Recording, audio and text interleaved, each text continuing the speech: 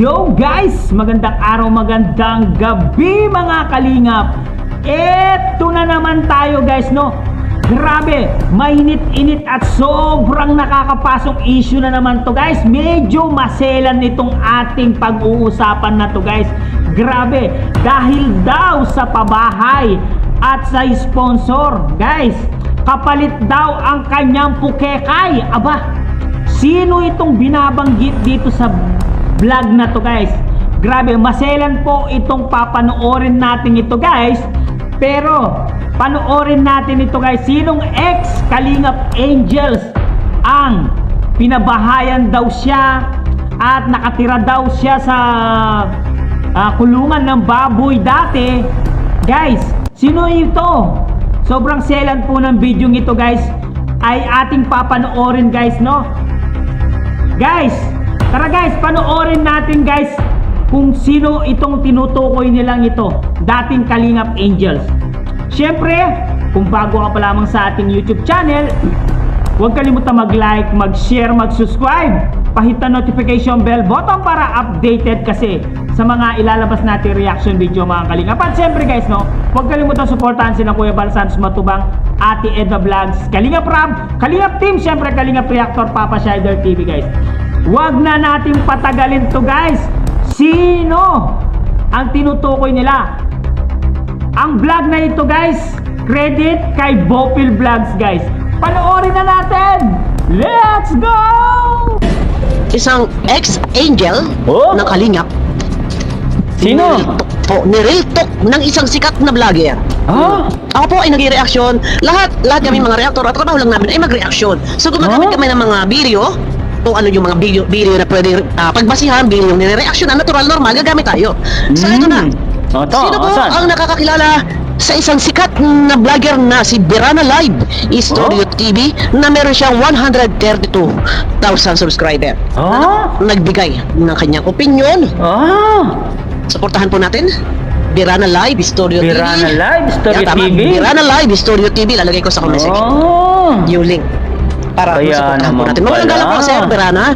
Ako po ay gagamit lang ng inyong video clip at kasama na rin po dito ang pag-promote sa inyo. Suportahan po natin guys ang isang sakalam na reactor, si Sir Birana Live Studio TV. Eto na. Ito ang isang ex-angel na Kalingap. Sino kaya yon? Mawalang galang, ako po hindi nag-create ng bashing. Ako po as reactor, normal, natural. Gumagamit po ako ng video clip at iyon po kasi ang pinagbabasihan. Ano po? Ito. Okay. Suportahan po natin si Sir Birana. Ngayon, kasi mayroong vlog, mayroong live itong si Kalingap Rab na sumausaw itong si Erica. Iyon, sumausaw. Kaya naman Medyo pala. Sumausaw itong si Erica. Ayun na nga. Dapat po kasi hindi na sila nagkaparasawsaw. Kung hindi naman po sila yung nakasadlak sa issue or hindi naman sila yung involved sa mga usapin, mabuti pang wag na lang sumali. So ito na. Okay, tuloy. Itong Erica na ito po yung sponsor nila. Ay yung beneficiary Dati. na matapos palamunin. Ito, dating beneficiary. So, matapos palamunin, okay? itong Erica na ito, para malaman lang po ninyo, ang tulugan po niyan, doon po yan sa katabi po niya ang baboy. Baboy po ang katabi niyan sa pagtulog. Baboy? Ayun po, narinig ninyo ang sabi ni Sir Birana. Bago lahat, yan po si Erica ay na-scout ni Ruel Malalag, inirefer kay Kalingap Rab. At iyan nga po natapna ng Kalingap ay na-vlog siya mismo doon sa piggery. Doon din po yung bahay nila.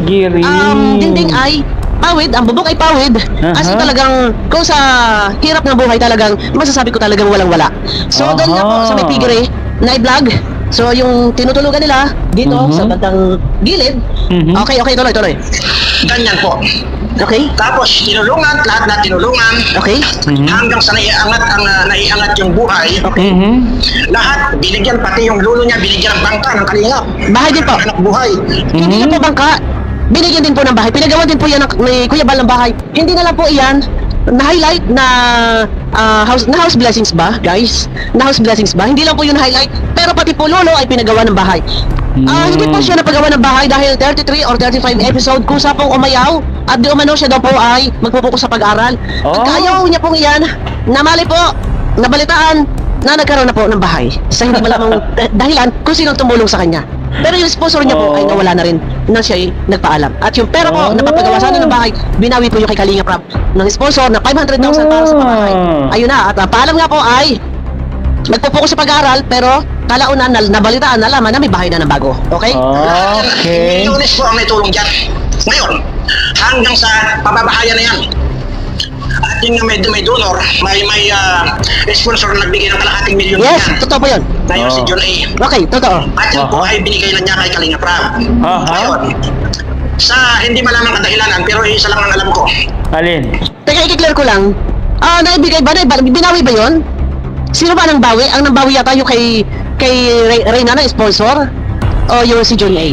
Paki-correct ako, sino po nakasubaybay dito sa live ni Kalinga Prab noon? Okay, hindi yan ang highlight topic natin. Tuloy.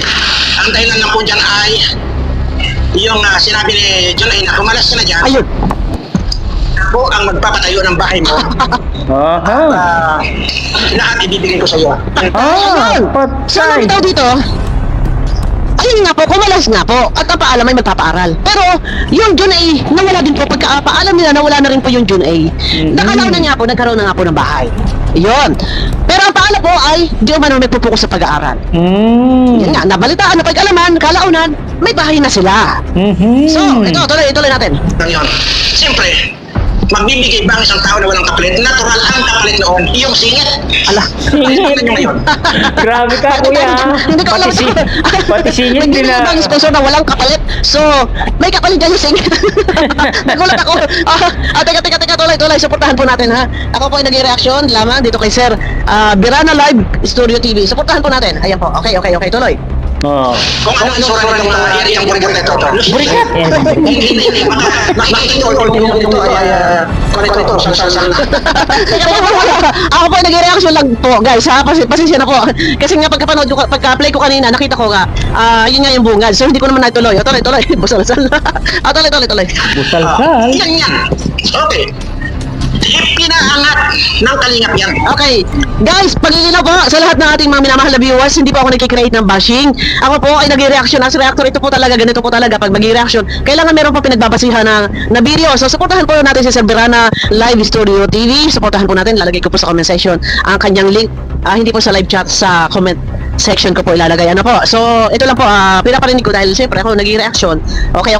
Kung may masasagot ako sa kanyang mga reaction, sa kanyang opinion, sasagot ako at kumbaga opinion ko din. Okay.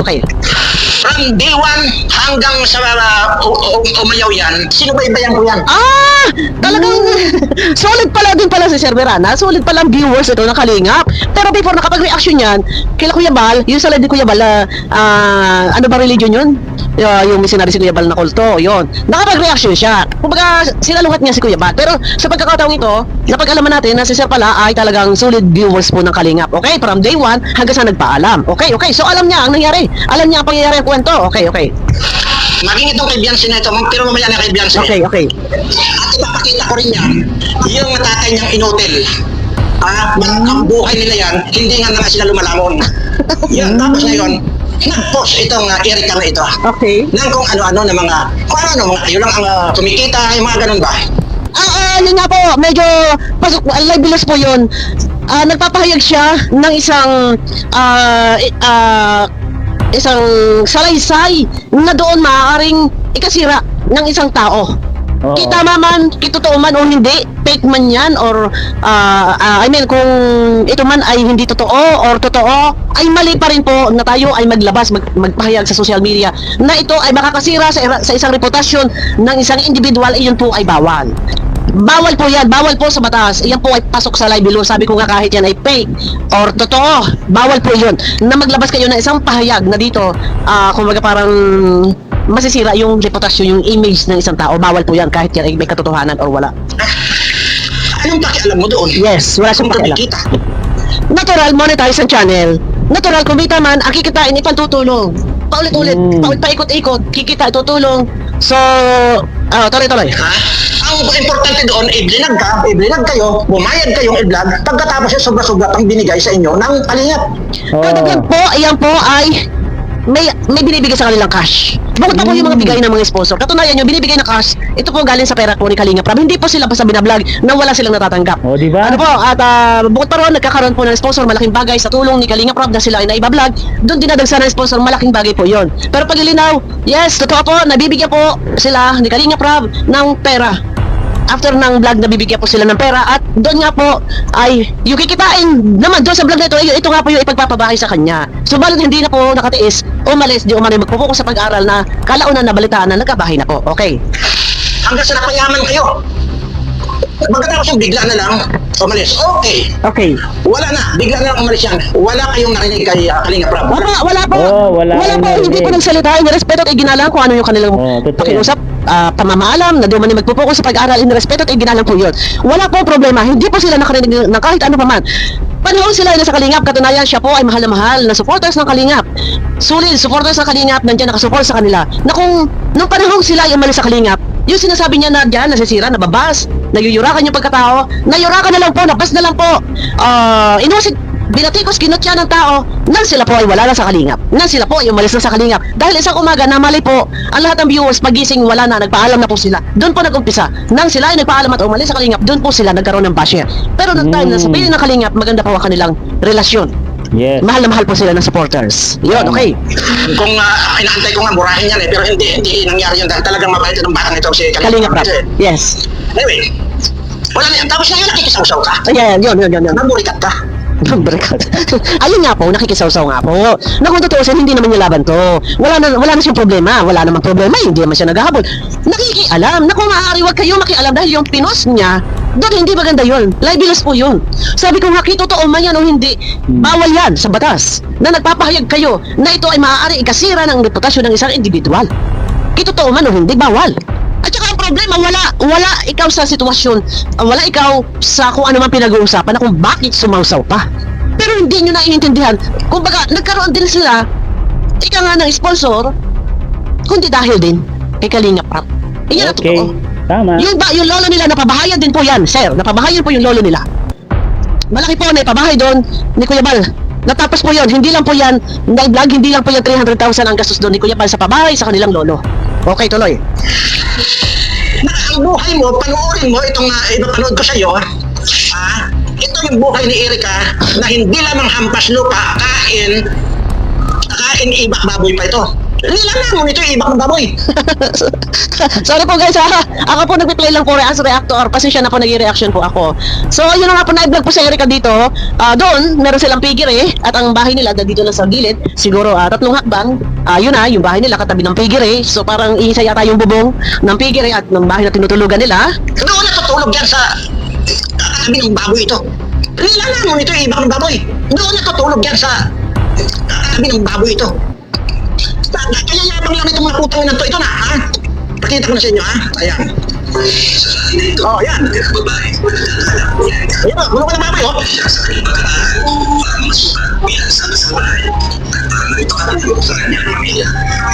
Ayan po, nakita niyo po yung baboy, ano po. Masali siya sa modeling contest.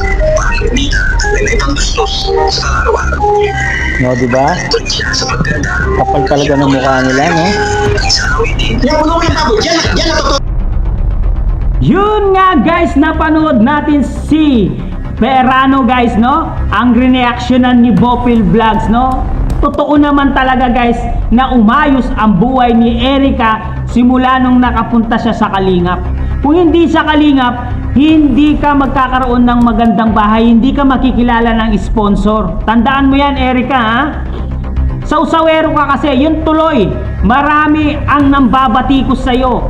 Kung nanahimik ka na lang, Erika, walang magsasalitang mga ano sa'yo, mga bad words sa'yo. Ito, si Verano, pinagsalitaan ka ng mga bad words. Kasi napakapakialamero mo. Dapat nanahimik ka na lang, hindi ka na lang kumibo. Kasi nga, wala ka na sa Kalingap. At wala ka na rin connecting sa Kalingap. Pero Kalingap pa rin ang iyong tinatapik. Para saan? No? Para magka-earnings ka, magka-viewers ka. Aba, Erika, parang ginagatasan mo na rin ang Kalingap ngayon. Marunong ka na rin manggatas, no? Parang lumilitaw dito, nagiging anti-Kalingap ka. Aba, kaya mag-anda-handa ka na, Erika. Dahil mukhang kasama kayata doon sa mga ipapatulpo ni Kuya Bal Santos Matubang. Hindi ako sure, ha? Hindi ako sure, Erica. Ito lang ang aking source, no? Hindi ako sure dito, pero siguro pito. Sa pitong ito, meron pong matutulpo dito. Hindi ko alam kung ilan yung ipapatawag nila. Unahin ko si Mang Iking, Mang Kanor, Mami Aisel, Salcedo, nabanggit ko na ba to? Si Erica, yan.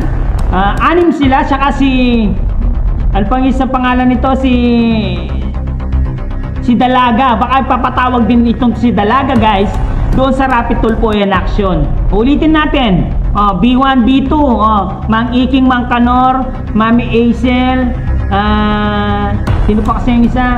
Salcedo, Erica,